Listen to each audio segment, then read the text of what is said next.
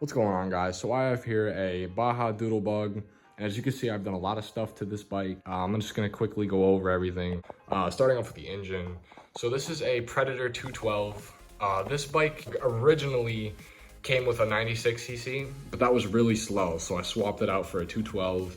This is a very popular swap for these bikes. You know, if you go on Facebook Marketplace, Craigslist, or any of that, there's a good chance you're gonna find one with this 212 swap. And you're probably wondering to yourself, why does this kid have an exhaust, but he still has the stock air intake? So I'm gonna quickly explain that. So when I first got the engine, this is the first bike I ever swapped, by the way, because you know, we moved on to better things. But this is the first one, and every time I would start it, it sounded like somebody was cutting the lawn, you know? It sounded really suppressed and muffled, so I said I have to change that. So I got this exhaust, this $5 exhaust from Amazon.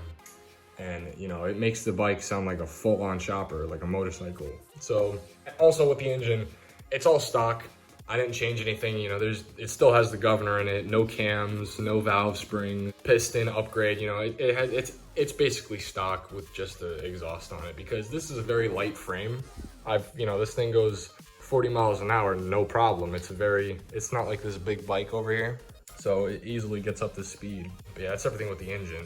We can move on to these, the front of the bike. Starting off with these forks. So these forks are actually from GoPowersports.com, and they really help, because if you know anything about mini bikes or doodlebugs, they don't come with these forks. They come with what I like to call backbreaker forks. It's basically these steel bars that they don't eat or absorb any bump. I used to nickname this bike the backbreaker. You know, those forks are so bad. But I mean, these forks are nothing special. It's just spring. It really helps though. This suspension setup has really helped. So moving on to the handlebars. I got this from a retro style, like 1980s dirt scooter. And as you can see, I went for like this kind of rat rod patina type look, like with the faded color and a little bit of rust. As you can see, if the camera will focus, it has a little bit of rust on the bars, but not too much. It still looks kind of cool, still shiny and everything.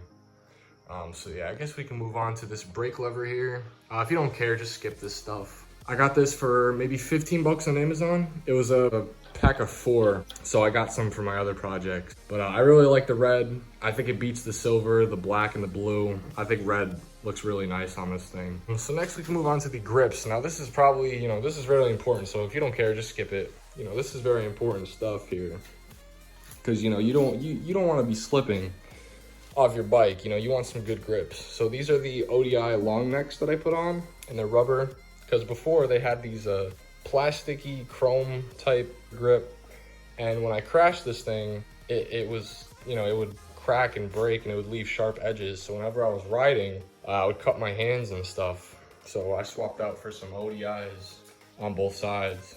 I guess we talk about the seat. It's an original seat. It does have a couple cracks in it, but the seat holds up.